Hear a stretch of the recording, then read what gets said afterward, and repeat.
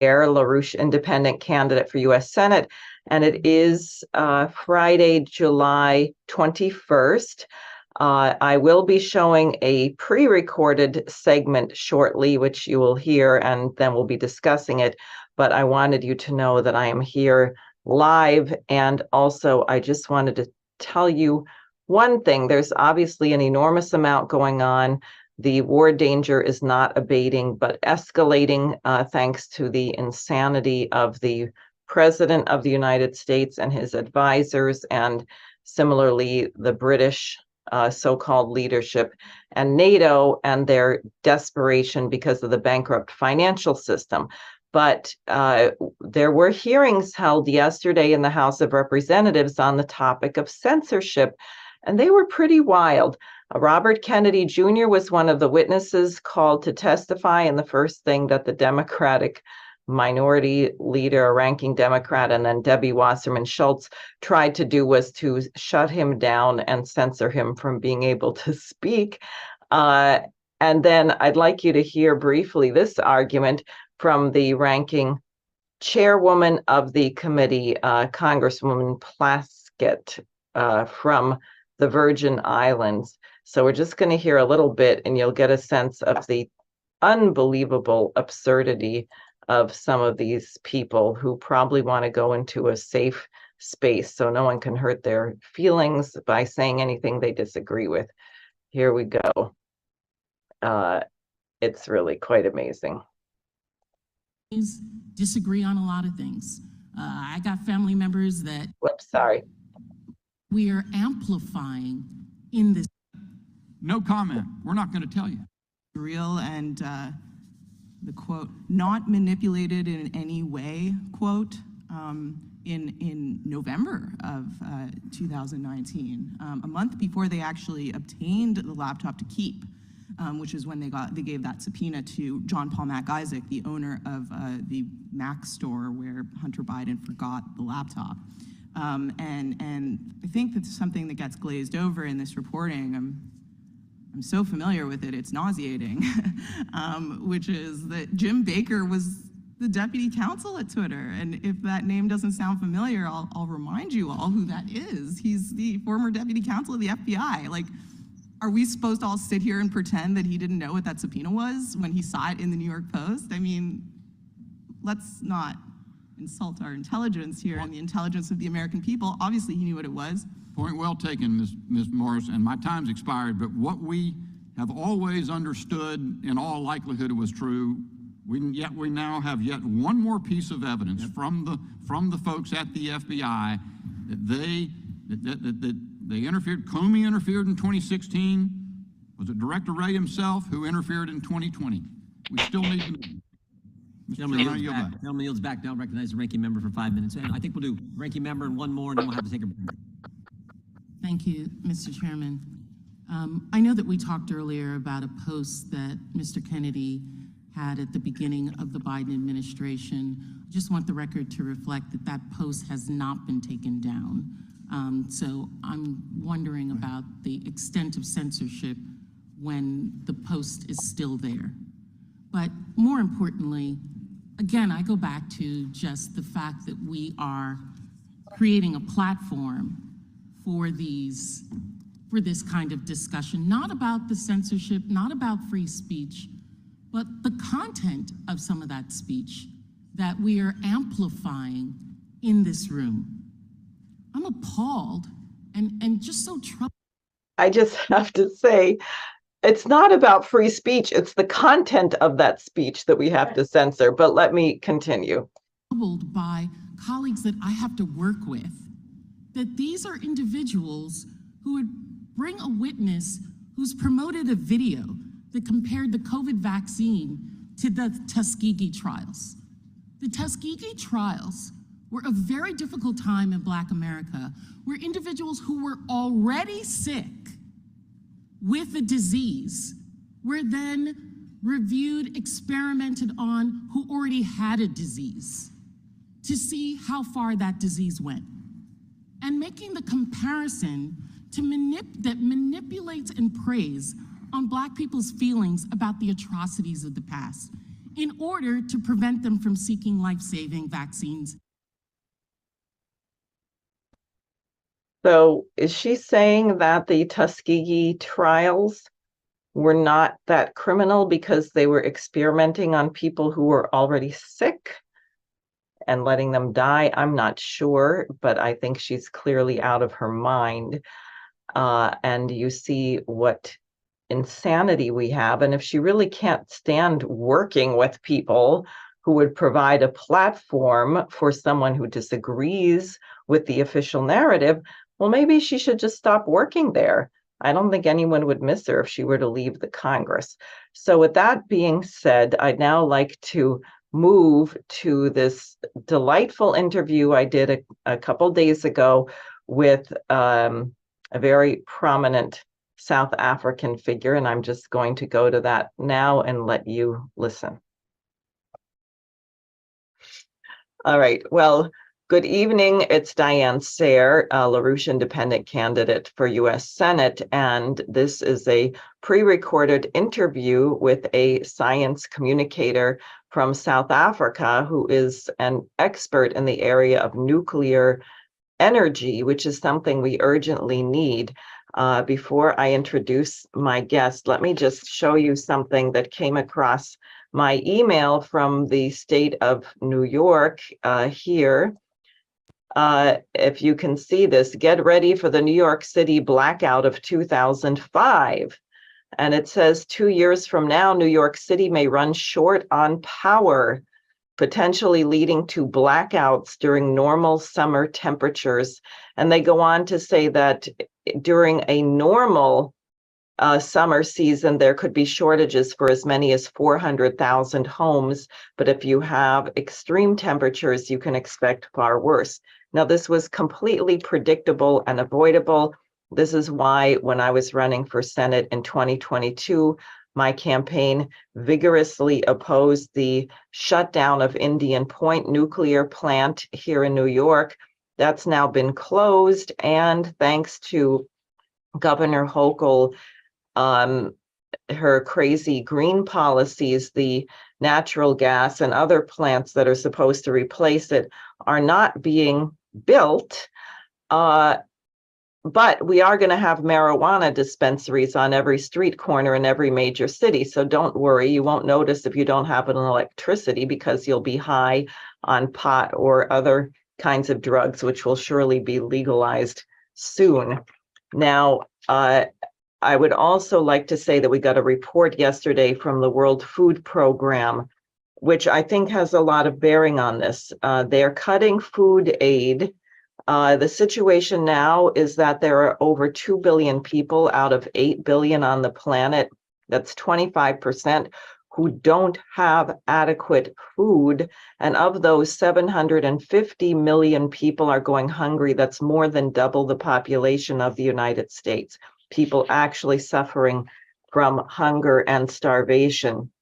In Haiti, the number of people able to receive food aid was cut by 25%, which means that 750,000 people in Haiti are not going to have adequate food. And Afghanistan, where apparently 27 million people out of 37 million are facing food insecurity, the amount of aid, which was feeding 13 to 15 million people, has been cut down to 6 to 7 million people. And the United States in particular, which had been sending $1.2 billion in food aid to Afghanistan, has cut that to 74 million. Unbelievable, not even a percentage. So with that, I would like to introduce Princy Mthombeni, who is with us from South Africa. And Princy, I'd like you to tell everyone a little bit about what you do, what you've been saying at various of the conferences, and why this question is important. Thank you so much, Diane. Greetings to everyone watching.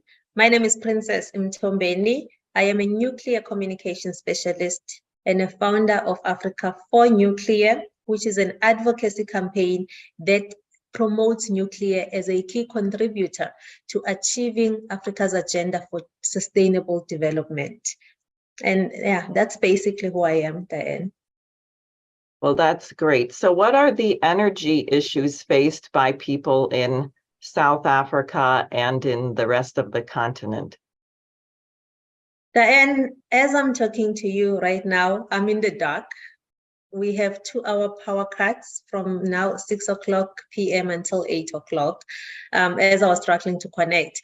But essentially, the African continent is suffering from what they call energy poverty. We have been referred to as a dark continent, but now this darkness means we do not have enough power. So about 600 million people on the African continent do not have access to electricity, and 900 million people on the African continent do not have access to clean cooking. Because when we speak about electricity, we are not just talking about a light bulb. We also need clean cooking facilities, and 900 million people on the African continent, they do not have that.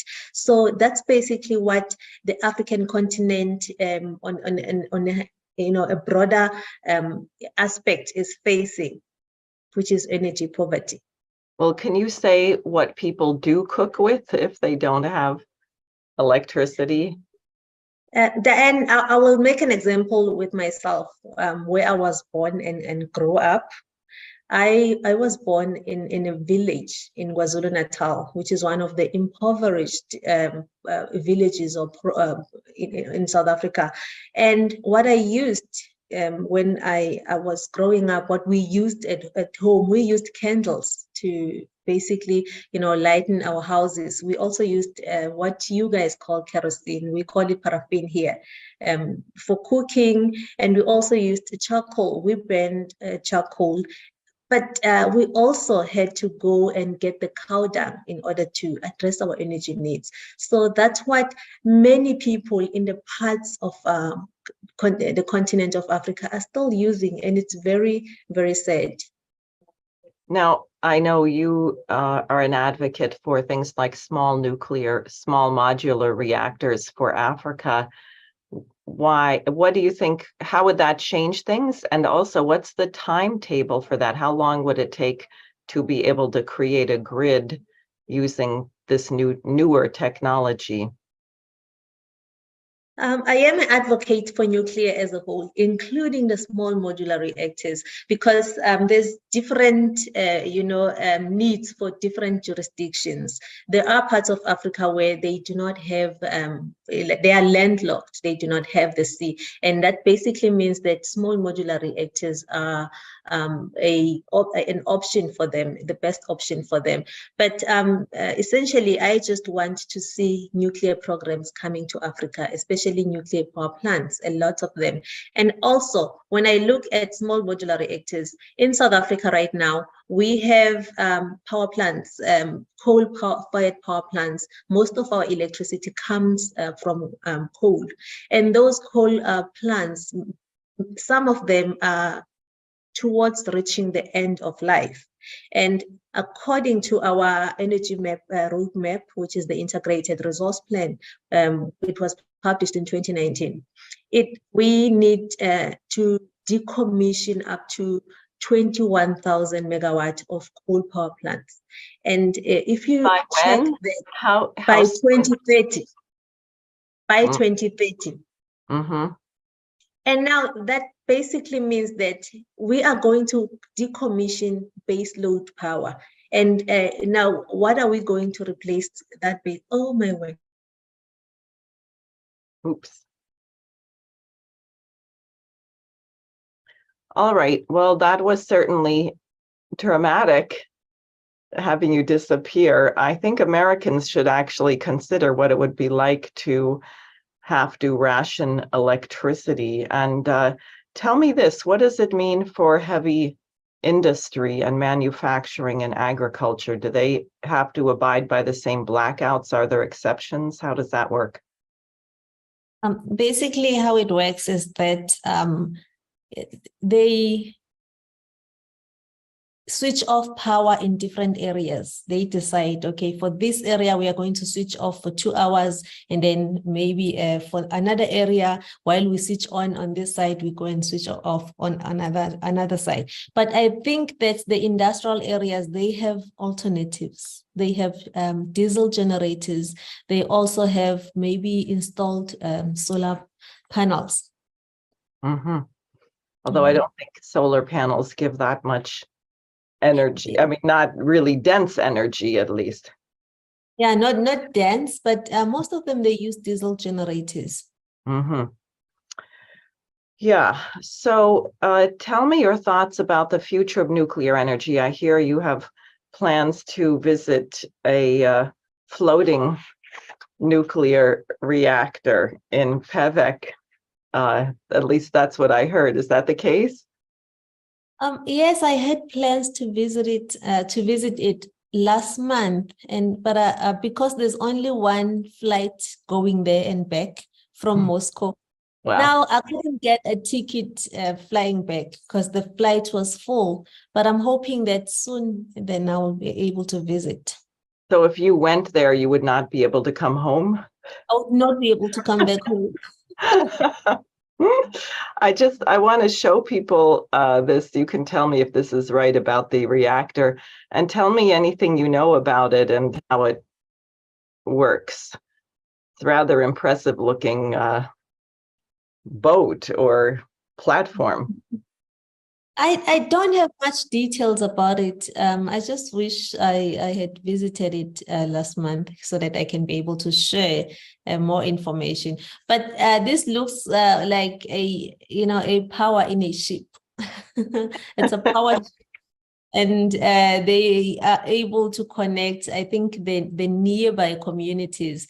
I saw somebody commenting, asking then what happens when probably a wave hit it or a tsunami wave hit it, and the response was it's basically I don't know, it's resistance to such. That's what they said. Mm-hmm. Okay. Yeah, I would imagine it's pretty sturdy. I mean, first of all, I'm sure it's really heavy.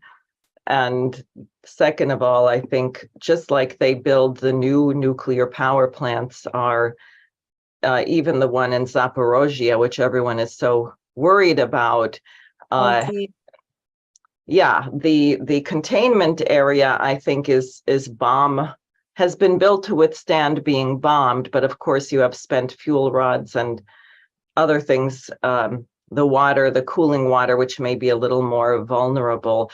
But I think what do you think is the reason why people are so fearful about nuclear power? And do you think that people are beginning to get over it? And because I've noticed among young people, I think there's a lot more people now who are interested in nuclear fission, and hopefully we get to fusion. But what are your thoughts on this? I think the fear of nuclear power stems from fear of radiation. Somebody was saying earlier on it's like a fear of flying or a fear of heights. So some people who fear radiation, they fear nuclear altogether. But from an African perspective, really there's not much fear of nuclear in Africa. There's a resistance to nuclear, and it comes from foreign of I think it's more it has to do with geopolitics than anything else. How do you mean? I mean that let's take, for instance, we have many non-governmental organizations who are foreign funded, and those are people that are here opposing nuclear. It's not South Africans that are opposing nuclear. It's mostly foreign funded NGOs. Also, it's I mean the anti-nuclear lobby groups are all over the world. So it's not just a South African problem. They're all over the world. And most, really, it's people that want us to use a specific or one type of energy source, which is just wind and solar. And so for me, it looks like it's more about geopolitics than anything else. Yeah. I don't know if you're familiar with a document that Henry Kissinger authored in 1975 called National Security Study Memorandum 200. Have you ever heard of that? No, I haven't. This was a document, it was declassified, I believe, in 1991, and people don't have to take my word for it. You can look it up, NSSM 200, where the argument is they made a list of 13 or 14 nations, including Nigeria, including, I believe, Egypt, Indonesia, Mexico. I'm not sure whether South Africa was on it. But Kissinger's thesis is that nations which grow in population tend to want to use their own raw materials and their own resources, and they're therefore not that open to being exploited by the colonial powers. And therefore, what had to be done is to prevent population growth in these nations. And he said also, if the population grows, then those nations are going to become more influential politically and offset our great balance of power, which we can see is working so well. It's gotten us into many wars over the last years. But one way clearly of reducing population, of keeping life expectancy low, is to make sure that people don't have energy, because it's actually hard to think of anything that you can do without energy. I mean, how would you run a modern hospital if you can't sterilize equipment, which requires a great deal of heat? Run an X-ray machine or an other kind of, I mean, that requires a large amount of energy. So it seems to me that this question of keeping the population down and organizing people to be terrified of having a reliable source of energy are probably related. Well, that's, I'm not sure if it's working. African population is growing, so it's not working. They may as well let us use energy and our mineral resources, because whatever they're trying to do is not working. Africans have really adapted to their situation, and they have really learned how to maneuver around this poverty, energy poverty. So it's I love that. It's like the Russian sanctions, which have been so effective, right? Russia's clearly suffering terribly from all the sanctions that we're putting on them. I don't think they're working. I was in Russia in November last year. Oh, yeah. Are living the best life. It doesn't look like there's sanction happening. I wonder. Maybe it's because I was there for a few days. Well, have you visited New York City lately? I haven't. I just wish to go there. Yeah, well, I'd love to have you come and visit. If you came to New York City, it would look like it was under sanctions or maybe had been recently bombed. It's a complete disaster. And people who visit complain. The one thing they notice is the smell, because they can't spend the money on the Department of Sanitation to pick up the garbage frequently enough. So the garbage stays out on the streets for many hours. And you can imagine in this, I mean, and this is crazy. You're in the middle of a big so-called modern city, and you have garbage bags piled up to over your head on the sidewalk that you have to walk by.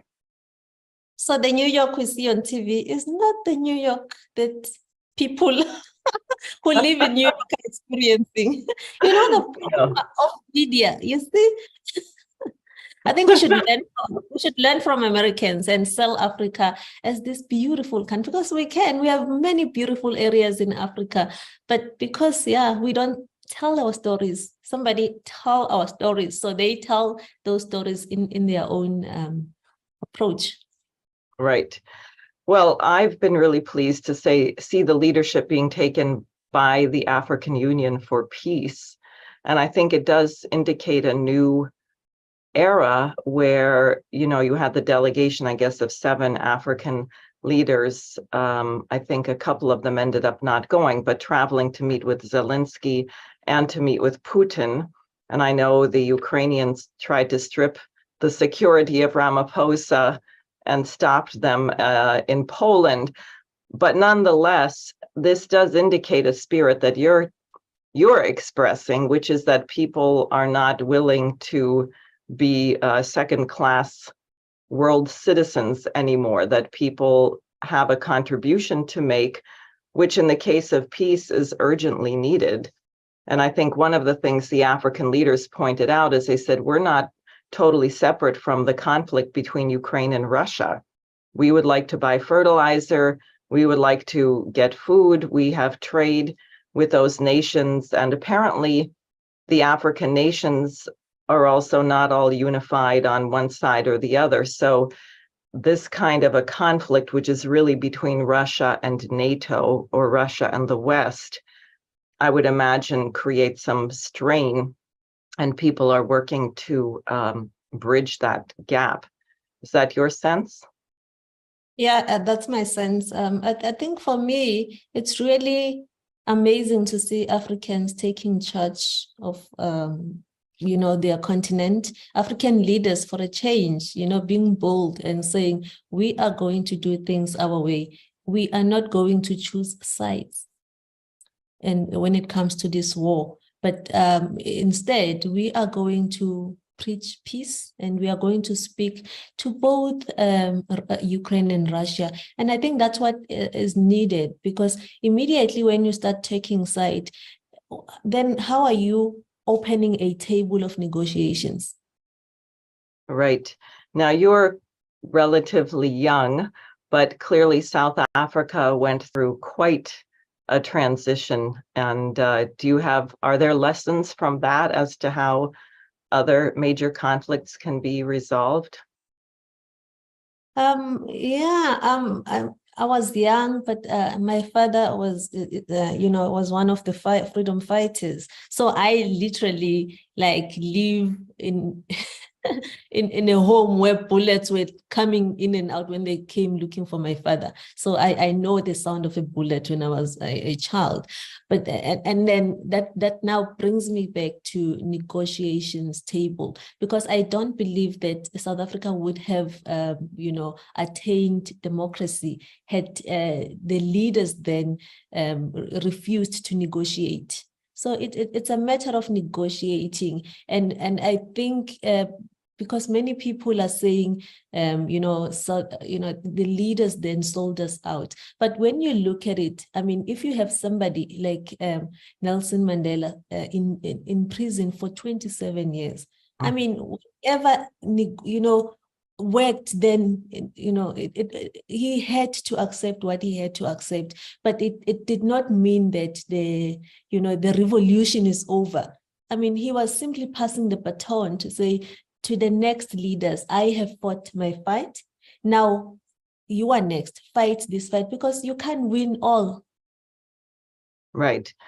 Well, I think this question, there was a Commission on Truth and Reconciliation, which brings to mind the Treaty of Westphalia in 1948, because people had committed truly hideous crimes. A religious war is a horrible thing, and the crimes committed in the religious wars in Europe were hideous.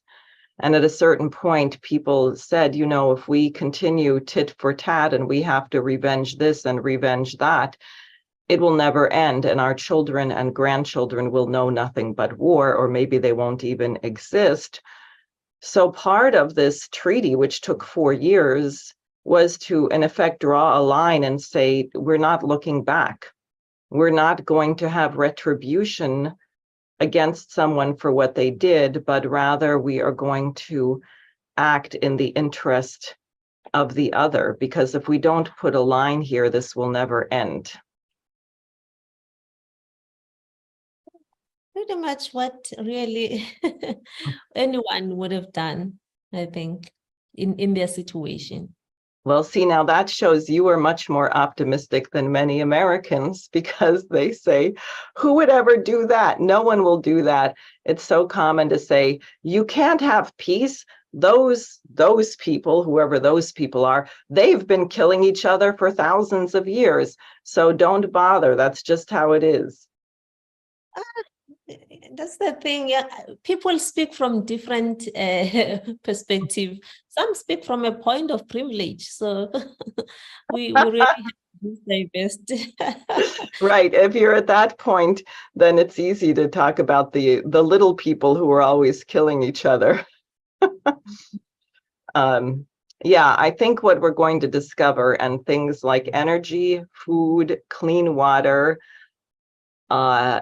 indicate to us that there are certain things that no human being can live without, and that perhaps it were better for us to work on these common interests, because I think the world has become small enough now that what you think you are imposing on someone else, you may discover you're actually imposing on yourself. True. And I wish that those people would understand. Sometimes I ask myself and be like, who are these people, pushing this maybe world order? How old are they? Because right now they should know there's social media, there's everything. We know these things. We are very much aware of what's happening and, worldwide. So they I think they should stop patronizing us. We really are clued up about what's happening with regards to geopolitics. So I don't believe it's young people. Otherwise, if it's young people, they are damn arrogant. Right. And that's another thing, I think, for Americans. Isn't the population in the continent of Africa largely young? It is. It's largely young. And I think that's where the problem is. The problem or the solution? Well, let me just ask if there's anything you particularly want people in the United States to know, and also your thoughts about where the world should be, where South Africa should be, Africa, the world, say 50 and 100 years from now. What do you think we should be working on? Well, we should start by saying that South Africa right now has an energy plan, just energy transition plan, which really was influenced from G7 nations, including America. And that plan is saying we should only use wind and solar in South Africa, and we should not use nuclear and coal. But when you look at it, where is that going to take us? So I would like to urge Americans to really advocate for Africa to be allowed to use their own natural mineral resources, to use their own energy or world energy resources, and not have energy plans and energy policies imposed on us. That's what I would like to say to Americans, and also to say we as Africans really have reached a point where we are becoming resilient to the push from the West, and I think many people are realizing that we need to take ownership of our nations and of our continent. And I can tell you now, Diane, that 20 years from now, what people think of Africa would be different. Africans would have really woken up and stopped all these agendas that are influenced from outside our nations. Well, I think you're right. I think you're right. So I really would like to thank you for joining me this evening, and I hope we get to talk again very soon. And I hope you come to New York, and we can have a lot of fun. I'm sure there'd be a lot of people in New York who'd like to meet you. Thank you so much, Diane, for this. And to Americans, don't shut down your nuclear power plants. You're going to need them. Thanks. You want to learn the hard way, like us.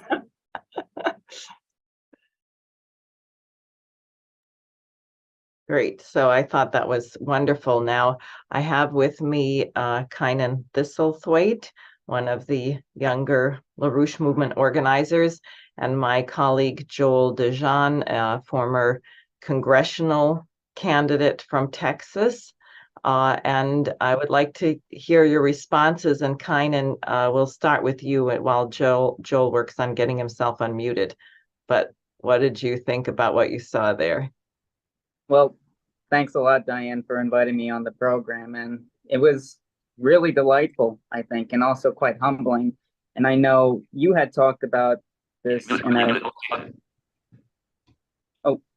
you had talked about this in our cadre school last week, where we had many younger members of the LaRouche movement take a series of classes, which you taught one of them. But this idea of looking at a young person in Yemen who has very minimal access to electricity, who can only get it at certain parts of the days, has no access to food, no clean water, and is really living a very terrible standard of life. But from what we've been seeing in that nation, a lot of the youth are optimistic, and I think that's what this discussion with Princy reflects as well.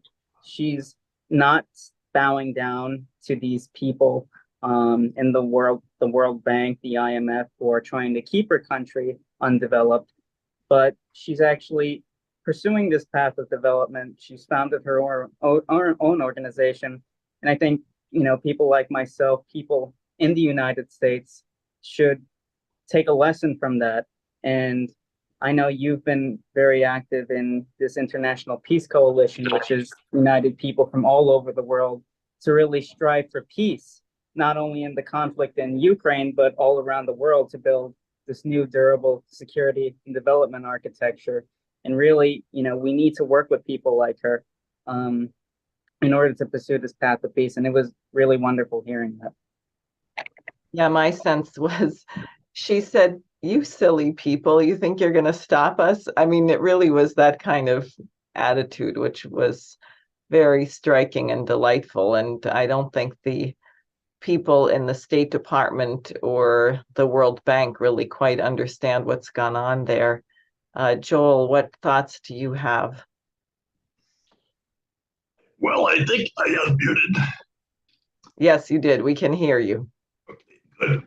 Well, things are supposed to be bigger in Texas, but I can tell you I had a 7-hour blackout the other day during one of our typical 100-degree days.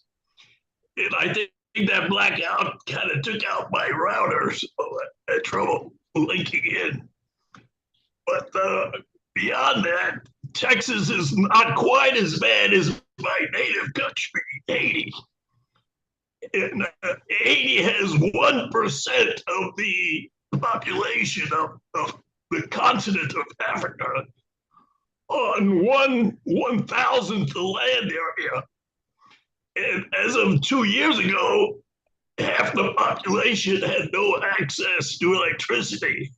Now, with no government and no police force worth calling police, and no army, I'm sure that the conditions are much worse.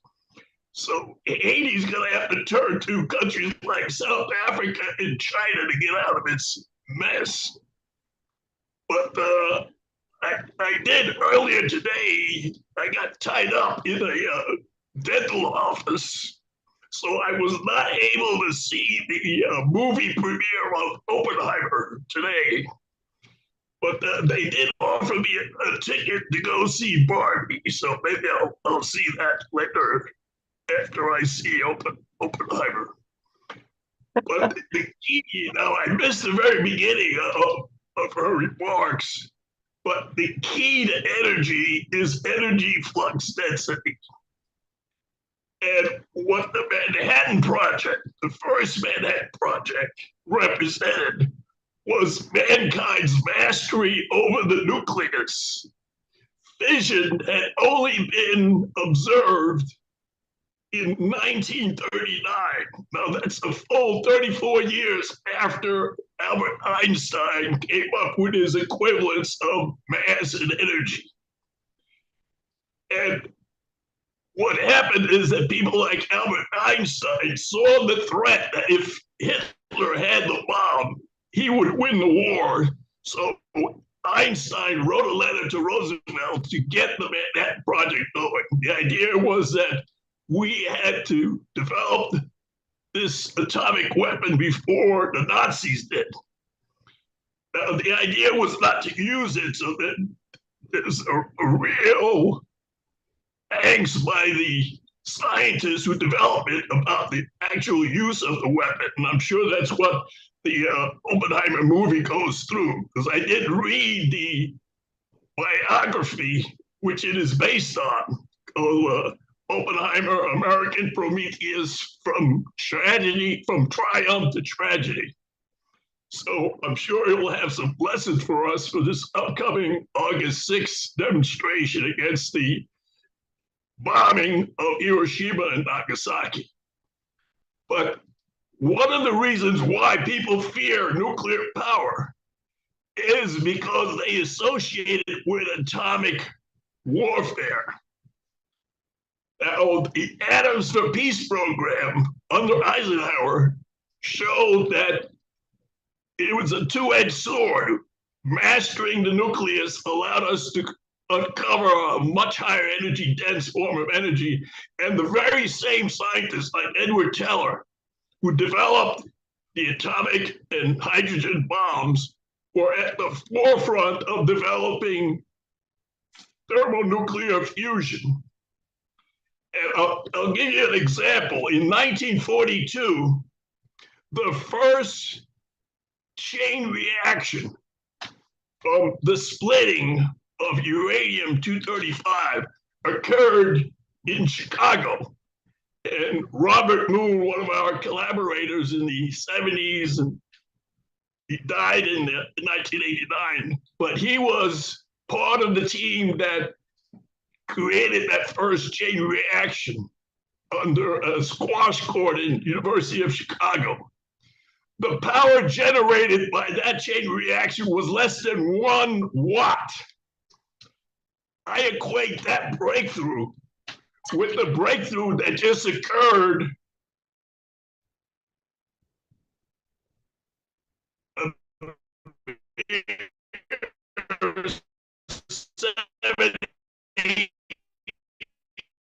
Joel?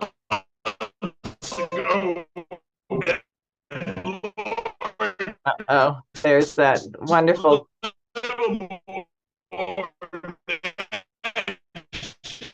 I'm gonna mute him and he'll maybe. We Joel. can quibble about how Wait, much Joel. power was Hello? used. Joel, can you hear me? Oh, he fell off. He lost his signal. That's the state of Texas, with all the oil and everything else, has a worse electrical power grid than South Africa these days, apparently. I just want to say two things that came up from comments. One, I meant to mention, because I heard myself in that pre-recorded thing say the Treaty of Westphalia was 1948. If it had been that recent, we wouldn't be in this mess. It was 1648, and it's very important to correct that, because I know since they don't teach history anymore, a lot of people probably don't know, but the Treaty of Westphalia was 1648. Secondly, a person in the Facebook chat on the state of New York just commented that they were shocked to see rats in New York City, that people just don't have an idea of how decrepit the place is. But Kynan, go ahead. Well, I can't help but mention it since Joel was talking about the Oppenheimer film. I did see it. I think other people should go see it, and I hope it'll actually wake people up to the fear of nuclear war. Although I think some people in the movement might have some particular disagreements with it, specifically their depiction of Edward Teller. And I know he was instrumental in the SDI. But yeah, I mean, one of the things that I was reflecting on from the discussion was Princy's mention. Oh, I think Joel might be back. He's back, but go ahead. Why don't you finish your thought, and then we can try and ask him to go back over what we couldn't hear. Sure. Well, Princy had actually mentioned what it was like growing up in her country, particularly, being in war and the sound of bullets, flying overhead. And that was, that really made me think about the kinds of agonizing conditions, that people like her grew up in, and why we really need to take it as our mission, I think, to work with organizations like the BRICS, like the Shanghai Cooperation Organization, like the African Union, that are actually calling for multilateral development, for cooperation. We really need to take that up as our mission, I think. And we need to have nuclear power in all parts of the world, and really just defeat this idea that mankind is not in the image of God, that they're a plague upon the world, that we need to reduce our population back to 1 billion, or whatever these crazy elites think the carrying capacity is. Kamala Harris also just called for that. Oh, right. Yeah. There was that slip she made, which I don't think it was a slip. I think she meant it. Definitely. But no, it's really frightening, and we need to take an active role in affirming the image of man, in the image of God. So yeah. Great. So Joel, perhaps you can come back. Maybe don't turn on your video. We couldn't hear. What we didn't hear was what you were saying was the exciting new discovery. Breakthrough at the large national ignition facility. Uh-oh, we still can't hear. Where we, for the first time in 70 years of trying, we were able to get breakthrough.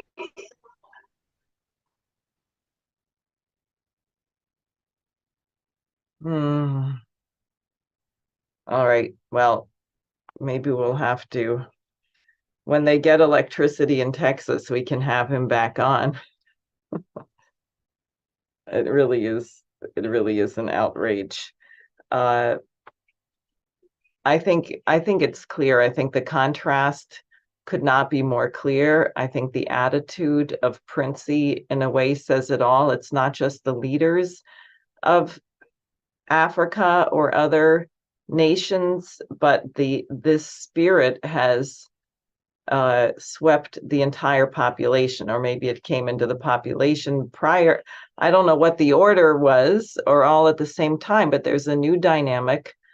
There is no way that this new paradigm is going to, the genie will not go back into the bottle. And therefore, all that the West can do is unleash total destruction and annihilation if they're really that hell-bent on stopping it. And I think that's why it's so urgent that we in the United States have to make our voices heard, as you have done in your interventions on the Congress, and as we are hoping many people will do, joining in the demonstrations on August 6th. So I'll just ask if you have any closing thoughts as we wrap up this discussion. Well, just thank you again for inviting me on.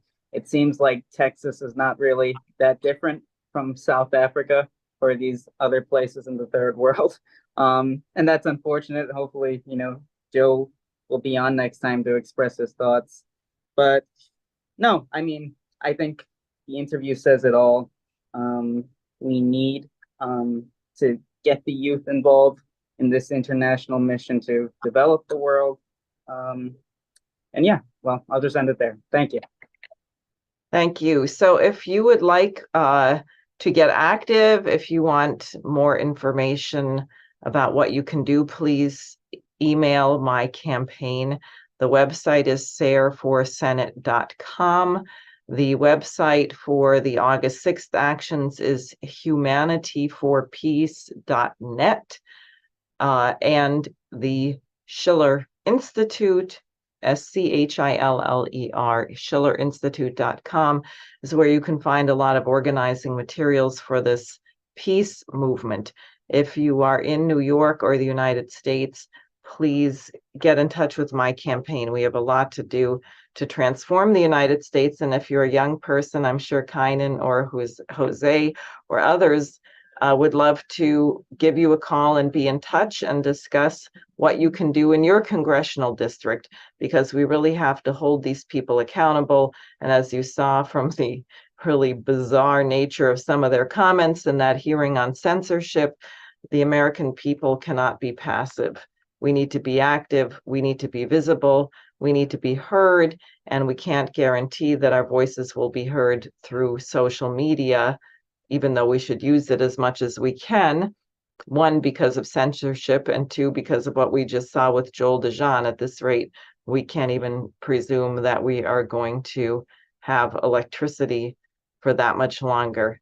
So I think we'll wrap it up. Thank you very much, Kynan. Thank you, Joel, if you're there. And we will give you another opportunity to share your thoughts with us when Texas has become slightly more civilized.